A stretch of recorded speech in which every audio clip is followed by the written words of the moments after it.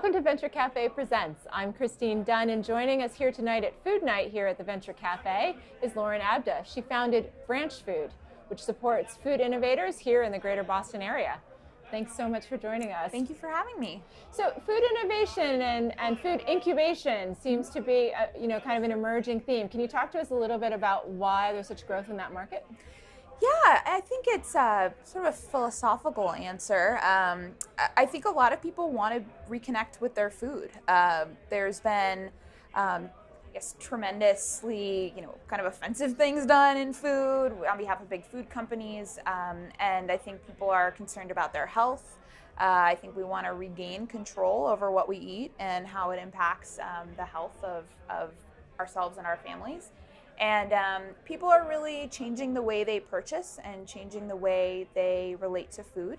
And I think that in many ways that's transforming the food industry in terms of new products that are healthier, cleaner being produced by big food companies, small startups that are launching really interesting, innovative brands that have sort of this, social impact but are profitable and are healthy. And then I think that there's a lot of interesting things happening in terms of food tech and food innovation in a different capacity, I guess, which relates to kind of the convenience economy and people wanting not only convenience food, but healthier convenience food.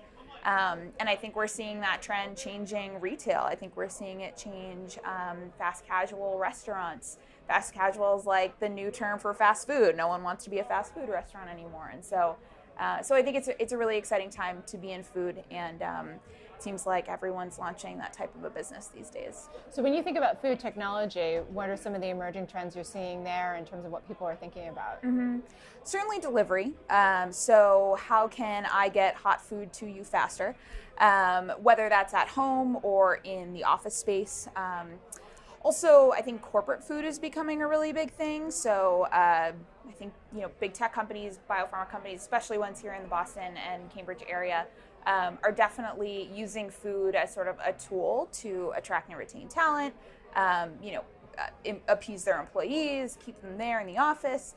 And they're spending a lot of money on doing that, working with local restaurants to keep things interesting, diverse, new menu items.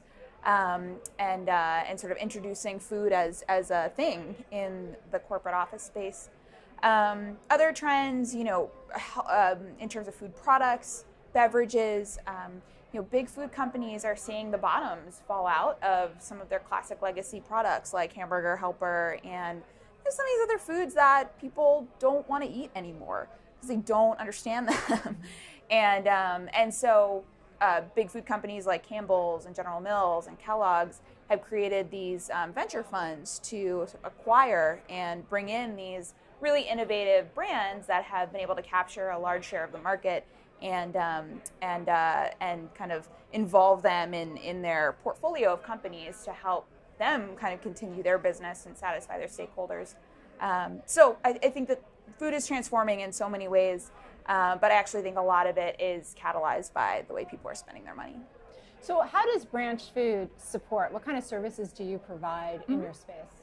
Yep, so we provide a number of different resources for people launching food businesses.